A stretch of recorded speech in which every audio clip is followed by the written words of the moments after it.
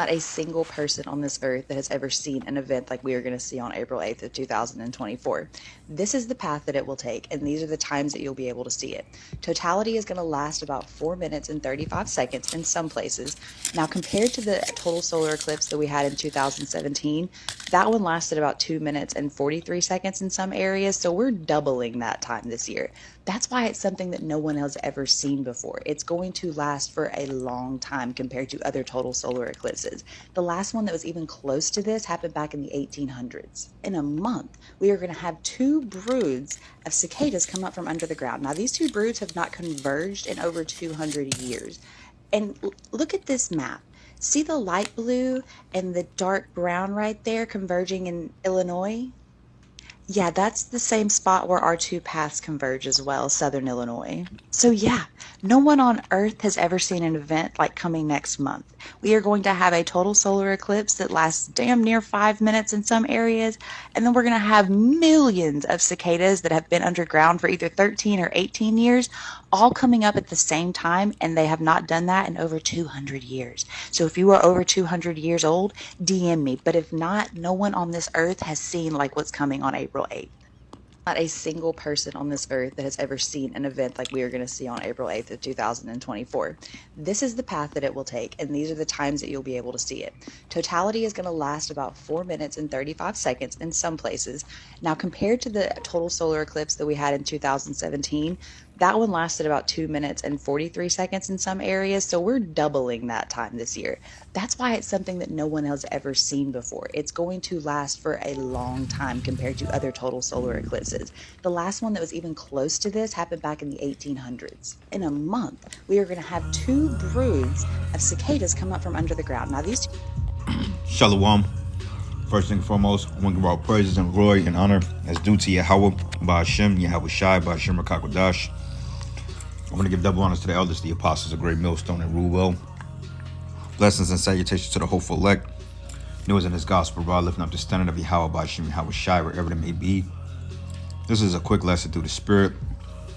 It was going to be edifying. I know a brother went into this yesterday about the cicadas, but the young lady was basically going into how the solar eclipse is going to be twice as longer as the one back in 2017, which we're going to see here in totality here come April 8th. What was so significant about it is because, they were stating that billions or possibly trillions of cicadas would be covering the skies in certain areas, from the East Coast and mainly the Midwest. And it makes sense, though, because they say that the Midwest is the breadbasket of the world. And we know that grasshoppers or locusts, they eat vegetation. So in the midst of Esau, Edom doing his little left-hand witchcraft and sorcery through the inspiration of Yahweh Shai on the left-hand side, you have the plagues that the Most High is bringing supernaturally as well, because we're going to have this emerge of cicadas, which says here we're emerging in the U.S. this year in a rare double brood event, meaning it's going to be a spectacular sight and not alone a sound. Okay, now we know according to the scriptures, ancient Egypt, the Most High brought the locusts upon the land of Egypt to consume the vegetation and to plague those Egyptians because of their ill dealings with our people, the children of Israel, which is today known as the Negro, Latino, and the Native American. Okay. Now, with that being said, hey, you got another bridge that's looking like it's on the verge of collapse, which I believe it's in Washington, if I'm not mistaken. It's something Washington Bridge. I can't recall it. I just looked at the video, but I forgot that fast. But nonetheless, man, the supply chains, the logistics, the trade and commerce, the American economy, it's looking like it's getting ready to come to a abrupt halt. Here come time election, man. So, hey, man, the year of Jacob's trouble, hopeful year of Jacob's trouble, is looking like this may possibly be the year that all hell can really break loose, especially come this election time when everybody's on edge, man. So one particular event can literally tip this ship over the ledge, so to speak, before all hell break loose. Like, we're literally one or a half an event away from everything just going to shit. Okay, so I'm going to this article and then we're gonna get a couple of precepts. Nothing too well, you know what? This is really a heavy event. I was gonna say nothing too heavy, but this is really heavy. So it reads here. It says this spring, two different broods of cicadas, one that lives on a 13-year cycle and the other that lives on a 17-year cycle, will emerge at the same time from underground in a rare synchronized event that last occurred in 1803. Also, with this eclipse, I believe it's like on a what is it called, Egypt, Illinois, or something like that. It's like a particular city, I believe in Illinois, called Egypt or something. But then again, you had this eclipse that's gonna hover over cities of Nineveh, 7 or 8 cities of Nineveh, which the last eclipse harbored over, I believe, like 7 cities of what it's called Salem, which stands for peace. Okay, going back to the word Yerushalayim, which means city of peace. And we also know that Egypt means bondage, and the Lord has an X in the form of the Tha, which is the last letter of the Hebrew alphabet, going across America, man. And I believe that the earthquake totally sets or ends on the new Madrid fault line, which last erupted in 1811 and 12. Okay, so Yahweh Bashim Yahushai, man, he's really getting ready to turn up, man, and I can see it. But reading on, it says billions of winged insects will make an appearance across the Midwest and Southeast, beginning in some places in late April, for Rancha's mating ritual that tends to inspire the fascination and annoyance in equal measure. It says this year's dual emergence is a once-in-a-lifetime event. While any given 13-year brood and 17-year brood can occasionally emerge at the same time, each specific pair will see their cycles align only once every 221 years. It says that's more. It said what's more, this year's cicada groups known as brood 8, and then you got what is this? What's that? 10, 11. What is that? What is that Roman numeral? Let me look that up. Look that up real quick. 19. Okay. Yep. 19, because 1x9. Con. It says habit to make their homes adjacent to one another with narrow overlap in central Illinois. It says Thomas Jefferson was present at the last time these two broods came out, so it's rare. Question yes, said Gene Krisky, an entomologist at Mount St. Joseph University in Cincinnati, and author of A Tale of Two Broods, a book about this year's dual emergence that was published earlier this month. It says after 2024,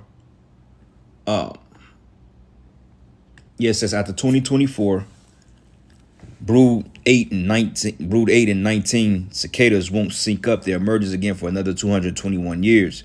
But these type of cicadas are periodical insects that spend most of their lives underground feeding on tree roots. But after 13 or 17 years, depending on the brood, it reads cicadas will tunnel to surface to reach maturity and engage in month-long noisy search for a mate. It says cicadas typically surface in the spring once soil reaches a temperature around 64 degrees Fahrenheit. Okay, and this is like a map of where all these cicadas are supposed to emerge, which pretty much they got Missouri and Illinois on lock. Okay, then you got down here, you got Tennessee, you got Alabama, you got Georgia here. You got South Carolina, North Carolina, the Southeast, but mainly the Midwest, which is the breadbasket of the world. Hey, I can very well see that these particular cicadas, even though, grasshoppers eat vegetation and stuff like that, cicadas, I won't say not necessarily, they mainly search for mate, but they do feed on vegetation because, as we just read, they underground and they feed on tree roots, man.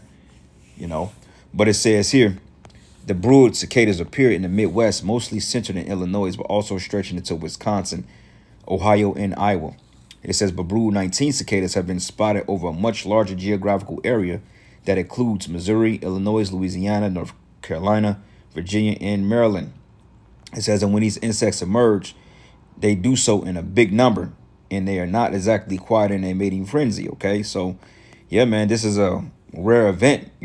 This is a phenomenon. Okay, and these are the plagues that the Lord is bringing on the earth, because we also read let me see, I think I did a lesson last week, kind of going into how this particular eclipse harbors the 3 days of darkness back during the time of Egypt. So here we are again, full circle, full circumference. All right, so let's get a couple of precepts here. And that'll be that. So let's start the book of Exodus 10. And I'm going to start at verses 4. It says, matter of fact, let's start at verses 1. It says, and the Lord said unto Moses, go into Pharaoh. It says, for I have hardened his heart and his heart of his servants, that I may show these my signs before him, that thou mayest tell in the ears of thy son and of thy son's son what things I have wrought in Egypt, and my signs which I have done among them, that ye may know that I am Yahweh. And Moses and Aaron came in unto Pharaoh and said unto him, thus says the Lord Yahweh of the Hebrews. It says, how long wilt thou refuse to humble thyself before me? Let my people go that they may serve me. Else, if thou refuse to let my people go, behold, tomorrow I will bring the locusts into thy coast, and they shall cover the face of the earth, that will not be able to see the earth, right? Because, when cicadas emerge after they dead carcasses, then you see them all over the ground. Then eventually, they disintegrate, or, they become food for the particular insects and fowls and stuff like that. But they're talking about that these cicadas literally blocking out, like literally emerging, like just blocking out the fucking sky, man, from a source that I got it from. Now we have to wait and see, but billions of cicadas flying around. Not only that, there's going to be a lot of noise, man. Also, I remember a couple of years ago, back in 2019, I think 2019, 2020, a shitload of grasshoppers emerged on the Las Vegas Strip, to the point people had to run inside their hotels, man, because it was just the plagues, man. Okay, so when you go into the word locust, the definition of it,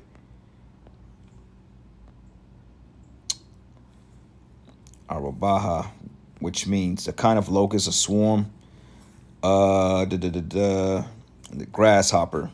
Okay, and you could consider cicadas. I mean, they're not necessarily grasshoppers, but they're still a form of a locust. I mean, some sources may fail to they may not agree with that source, but just from the mannerisms, they're still a form of a grasshopper in some degree.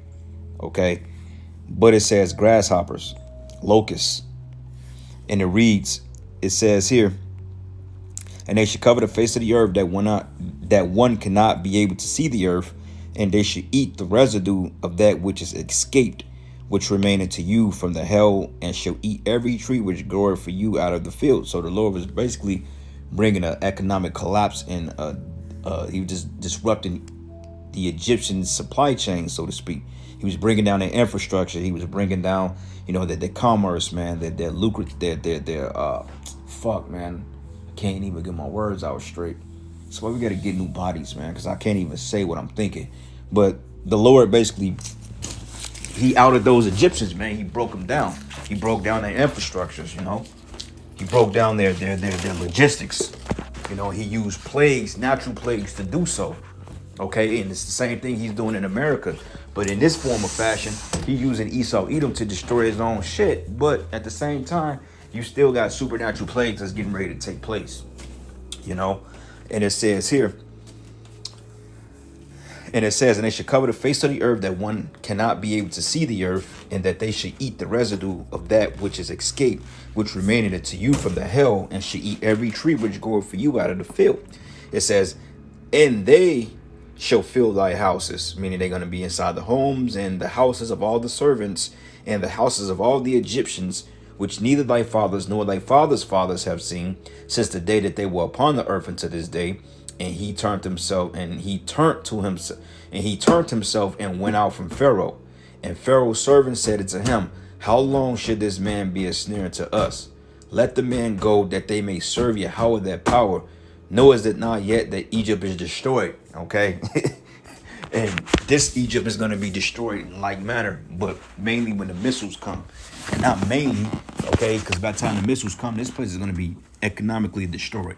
Okay, bridges, infrastructure, chaos, all hell break loose. By the time the missiles hit America, this place is pretty much finished. Okay, the missiles are just going to finish it off, because out of all the plagues, the earthquakes, the volcano eruptions, the infighting, the supply chains, the civil wars, this place is literally going to be in pure shambles by the time Yahweh Shai gets here to get us. So hey, it's getting ready to pretty much get real out here, man. So let's go to another precept real quick. This is the book of Psalm 78. And I'm going to start at verses 43. It says, how he had wrote his signs in Egypt and his wonders in the field of Zoan. And it says, and had they turned rivers to blood and their floods that they could not drink. And he sent divers sorts of flies among them, which devoured them, and frogs which destroyed them. And he also gave their increase unto the caterpillar and their labor unto the locust, right? Because, I mean, Egypt was very lucrative, man. Okay, cotton, flaxseed, silk, corn, oils, wines, pretty much the same thing we have here, and we labored for that. We built up the vineyards, and the Egyptians, they put us to work. They beat the hell out of us, man. And they put a lot of investment into their society, and the Lord used plagues to take them down. Same thing today. Esau, Edom is literally used us to build this place up, but now it's going to shit, man. People's retirement funds, they've worked 50, 60 years just to not get a pension. They spend years on building roads. Now all of a sudden bridges are being sabotaged, on purpose. And the list goes on, man. So, hey, this place is falling. Babylon is falling. And it reads, and it says, he destroyed their vines with hail and their sycamore trees with frost. And he gave up their cattle also to the hail and their flocks to hot thunderbolts. And he cast upon them the fierceness of his anger, wrath, and indignation, and trouble by sending evil angels among them, man. Means demonic spirits. Okay, Esau's been tampering with that CERN portal again. I think going back into Switzerland back in 2021.